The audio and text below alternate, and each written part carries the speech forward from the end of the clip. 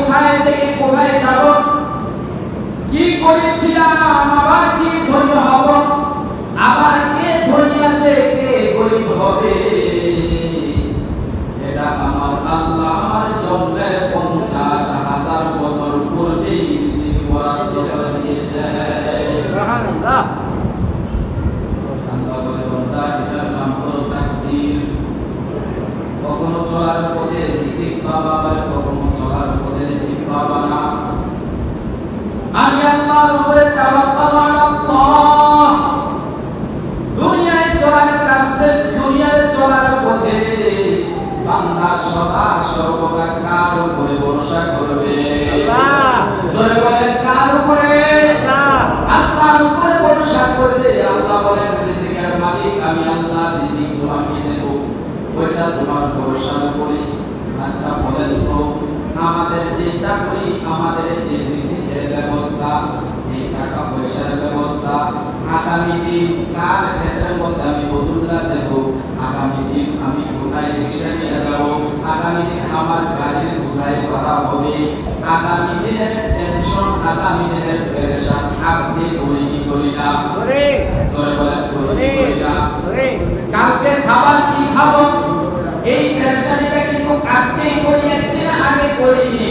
কিন্তু আমার দয়াল আল্লাহ এত দয়ালু, আমার আল্লাহ আমার জন্মের 50,000 বছর পূর্বে রিজিকের বরাদ্দ করে দিয়েছে।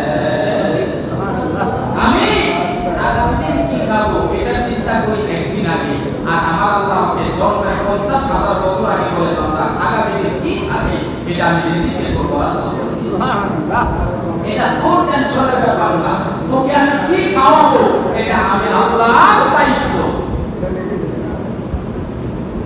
আমরা ওয়ালাকাদ কাররামনা বনি আদম, আদম সন্তানদেরকে আল্লাহ সর্বশ্রেষ্ঠ হিসেবে বানাইছেন মানুষকে। সর্বশ্রেষ্ঠ কারা? আদম সন্তান। জোরে বলেন আদম সন্তান। জোরে বলেন মানুষ সর্বশ্রেষ্ঠ। কারা সর্বশ্রেষ্ঠ? মানুষ সর্বশ্রেষ্ঠ।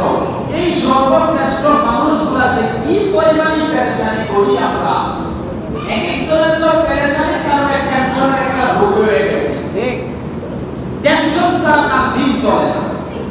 এরকম মানুষ আছে না নাই? ডাক্তার পরীক্ষা নিরীক্ষা করলে তো ভাই আপনার তো কোনো রোগই নেই, তো ভাই রোগ নাই কিন্তু আমি তো দিনে দিনে এত পরিশ্রম এত টেনশন করি, ভাই আপনার এই টেনশন নেই। ঠিক, বড় রোগ কি? টেনশন। টেনশন। আমরা এত মানুষ আশরাফুল রাহমাত হয়ে এত পেরেশানি করি, শুধু একটু ভালো না, একটু ভালো বলো, একটু ভালো থাকো, এই টেনশন। আল্লাহ বলে তোকে এই টেনশন থেকে মুক্তি দেওয়ার জন্য 50,000 বছর আগে আমি তোর সব বরাদ্দ করে দিয়েছি। কেন তুই এত টেনশন করিস? তোর নাম কি? যেমন মালিকের থেকে মাস শেষে বেতন পাবি কিভাবে? মালিকের এই একটা মাস 30টা দিন ভালো করে তার কর্মচারী হিসেবে কাজ করে যাবি, তাহলে তুই মাস শেষে বেতন পাইবা। তাহলে শেষে আর কোনো টেনশন আছে? নাই। এখন মালিকের যদি 30 দিন আমি কাজ না করি, মালিক কি মাস শেষে আবার পুরোপুরি বেতন দিবে? না। তাহলে আমার টেনশন আছে না নাই? হ্যাঁ। না করাটাই টেনশন। আমার আল্লাহ বলে আমি যে তোকে দৈনিক 5 ওয়াক্ত নামাজ দিলাম, তোকে আমি সঠিক পথে চলার কথা বলে দিলাম, তোকে আমি সিরাতুল মুস্তাকিমের পথে চলার কথা বলে দিলাম, তুই আমি আমার কর্মচারী হিসেবে, আমার গোলাম হিসেবে আমার এই ডিউটি পালন করে যা, আর আমি আল্লাহ আমার ডিউটি পালন করার কারণে তোকে চলার জন্য দৈনন্দিন যা প্রয়োজন আমি আল্লাহ তা দেব। সুবহানাল্লাহ। কিন্তু আমরা আল্লাহটা মানি না, বান্দাটা মানি, যার কারণে বান্দাটা মানার কারণে একটার পর একটা মুসিবত, যেই পরিমাণ বেতন পাই শেষ পর্যন্ত ওই পরিমাণ টাকা দিয়ে চলা যায় না, কারণ ওইটা কার উপরে বিশ্বাস নাই? আল্লাহ। আল্লাহর উপরে বিশ্বাস। যদি আল্লাহর হুকুম করে মানি, আল্লাহকে মালিক হিসাবে মানি, মালিক হিসাবে মানি, আর আমি গোলাম হয়ে যাই, একজন মানুষ যেভাবে আরেকজন মানুষকে কাজকর্ম করে বেতন পায়, আল্লাহ বলে তুই এই বেতন দিয়ে কয়দিন চলবি? আমি আমার আল্লাহর উপরে তাওয়াক্কুল কর, আমি এই তাওয়াক্কুলের কারণে তোর চলার জন্য যা প্রয়োজন সব ব্যবস্থা করব। সুবহানাল্লাহ। এই জন্য রিজিকের মালিক কে? আল্লাহ। জোরে বলেন রিজিকের মালিক কে? আল্লাহ। আমরা মানুষ হয়ে পেরেশানি করি, টাকা পয়সা খাবার দাবার, আছে না নাই? আছে। পশু পাখি আছে না নাই? আছে। বলেন একটা কুকুর আগামী দিন কি খাবে এই জন্য কি কুকুরের কোনো পেরেশানি আছে? না।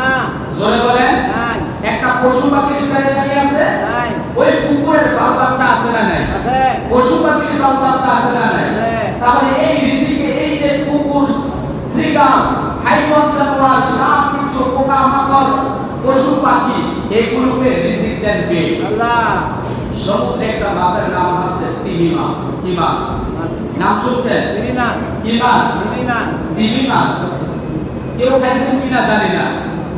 তিমি মাছের কেজি 900 থেকে 1000 টাকা, পুরা গোস্তের মতো, পুরোপুরি গোস্তের মতো। তো তিমি মাছকে আল্লাহ তাআলা সমুদ্রের মধ্যে পারেন, এটা কোনো পুকুরে লালন পালন করা যায় না। এই তিমি মাছ বিজ্ঞান লেখছে একটা তিমি মাছ সমুদ্রে বেঁচে থাকতে হলে দৈনিক 3 টন চিংড়ি মাছ খাইতে হয়। সুবহানাল্লাহ। সুবহানাল্লাহ। সুবহানাল্লাহ। একটা তিমি মাছ বাঁচতে হলে তার দৈনিক কয় টন খাবার লাগে? 3 মণ। 3 টন। 27 মণে 1 টন। তাহলে একটা তিমি মাছ বেঁচে থাকতে হলে, সুস্থ থাকতে হলে তার দৈনিক কয় টন মাছ খাওয়া লাগে? 3 টন। 3 টন। 3 টন কি মাছ? চিংড়ি মাছ। চিংড়ি মাছ। এক কেজি চিংড়ি মাছ 15 থেকে 1600 টাকা বড়টা। ঠিক। তাহলে এরকম দৈনিক 3 টন চিংড়ি মাছ লাগে একটা তিমি মাছের বেঁচে থাকতে হলে। তাহলে এই তিমি মাছের এই 3 টন রিজিক পোষায় কি? আল্লাহ। এই সমুদ্রের ভিতরে 3 টন মাছ খাওয়ার মালিক দেয় কে? আল্লাহ। তাহলে একটা মাখলুক হইয়া, একটা মাছ মাখলুক হইয়া যদি আল্লাহ তার দৈনিক 3 টন মাছের খাদ্য দিতে পারেন, আশরাফুল মাখলুক হইয়া আল্লাহর গোলাম হইয়া কি আল্লাহর পক্ষ থেকে আমাদের রিজিক বরাদ্দ পাইতে পারে? না। পারি। পারি। তাহলে আল্লাহ বলেন ওয়ায়ারযুকু মান তাশাউ বিগয়রি হিসাব। বান্দা রিজিকের মালিক আমি আল্লাহ। কোন দিন কোন অবস্থায় কাকে নিয়ে যাব, কাকে কোন দিন খাওয়াবো, এই চিন্তা আমি আল্লাহ। যেহেতু তুই আমার গোলাম আর আমি বলি